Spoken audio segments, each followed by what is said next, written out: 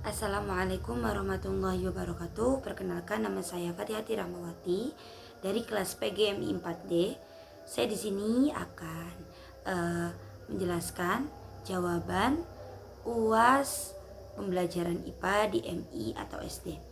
Ya, nomor pertama, nomor 1 yaitu analisis berdasarkan prinsip pemilihan media, kesesuaian dengan tujuan dan materi.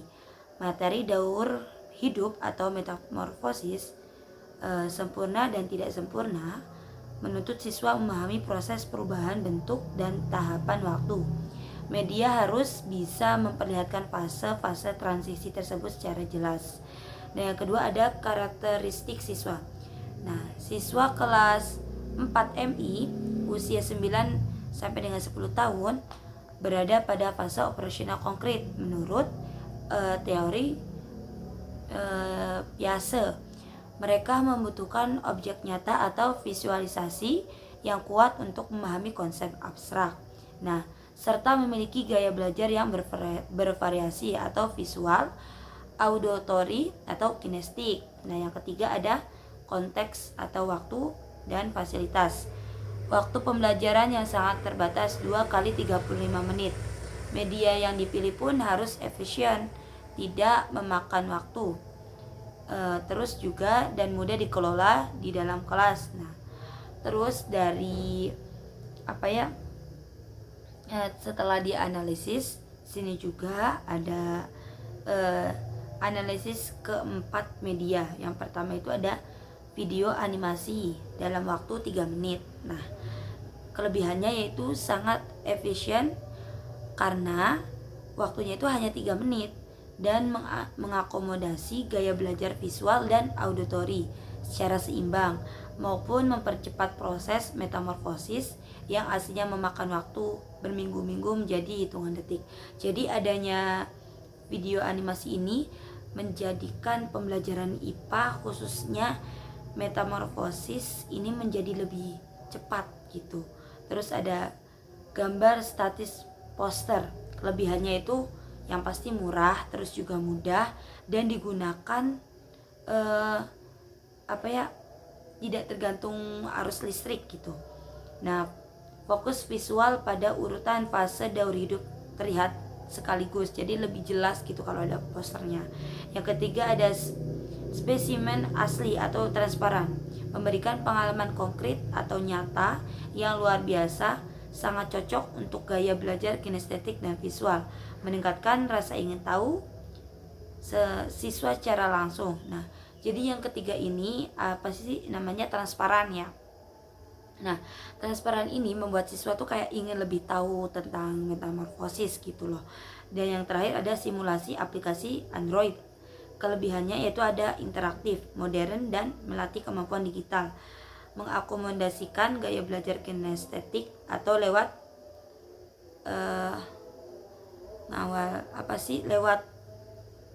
visual gitu. Dan tadi kan kelebihannya, di sini juga ada kekurangannya. Kekurangannya itu ada yang pertama itu bersifat satu arah, pasif jika guru tidak memadu dengan pertanyaan pemantik. Nah, yang pertama kan dengan adanya video tersebut, jika guru tidak disertai pertanyaan pemantik, pasti siswa pun akan kebingungan gitu. Dan yang kedua itu ada kurangnya memfasilitasi siswa dengan gaya belajar kinestetik. Jadi yang kinestetik tuh kayak minat belajarnya itu sedikit gitu. Yang kedua ada kurang menarik bagi generasi digital, tidak menyajikan proses perubahan siswa dinamis atau statis, tidak mengakomodasikan gaya belajar auditory dan kinestetik. Dan yang ketiga ada tidak efisien untuk waktu 2 kali 35 menit karena manajemen kelas atau pergiliran mengamati wadah akan memakan waktu lama.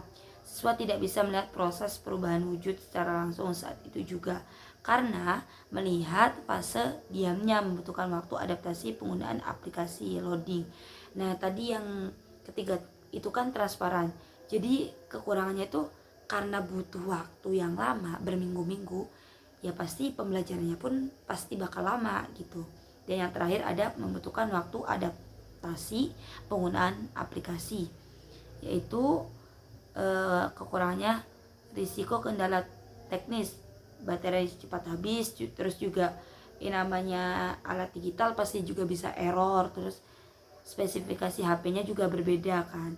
Nah, dari keempat media tadi yang paling banget penting dan mudah itu yaitu media video animasi dan media spesial asli.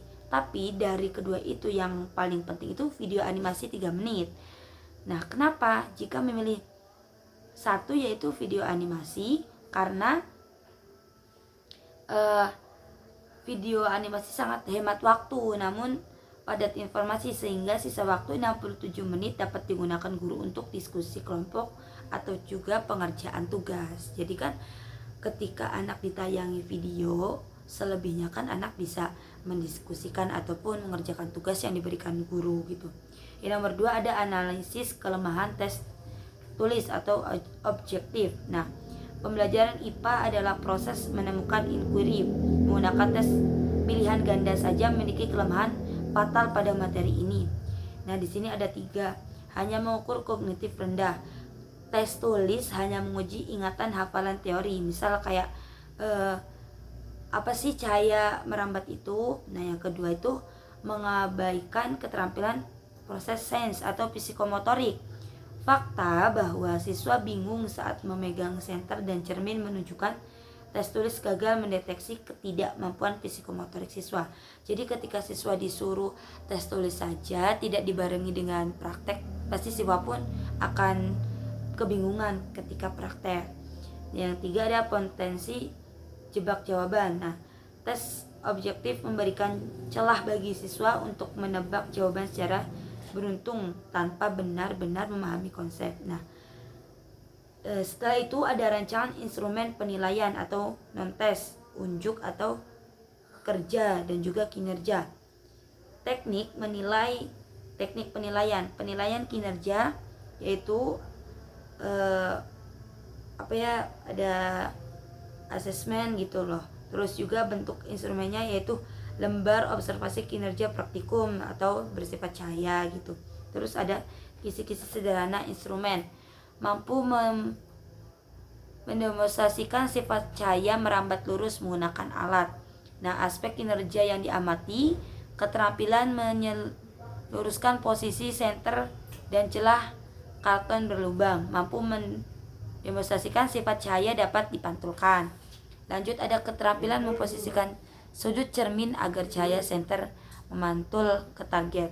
Yang kedua ada rubrik atau lembar observasi. Di sini menggunakan skala 1 sampai 4. Nah, indikatornya yang pertama itu ada keterampilan menguji cahaya merambat lurus.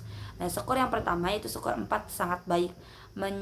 Menyusun karton berlubang secara sejajar dengan sempurna dan mengarah senter sehingga cahaya terlihat lurus menembus semua lubang tanpa bantuan.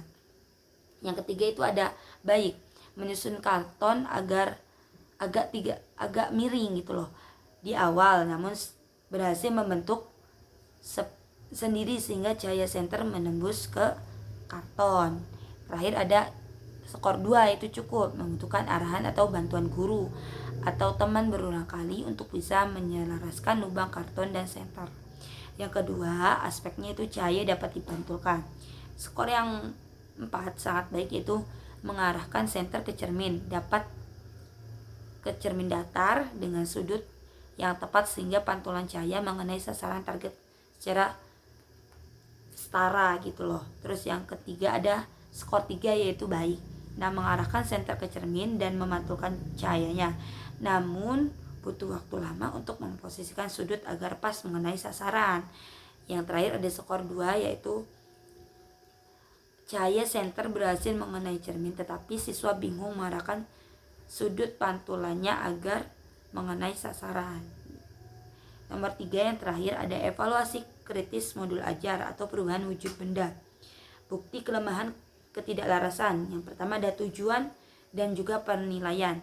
Nah, di sini juga tujuan pembelajaran menuntut siswa mampu menjelaskan proses bersifat pemahaman konseptual atau proses. Yang kedua ada tujuan dan juga media untuk menjelaskan proses dinamis seperti menguap, terus juga berubah jadi uap dan mengembun gitu.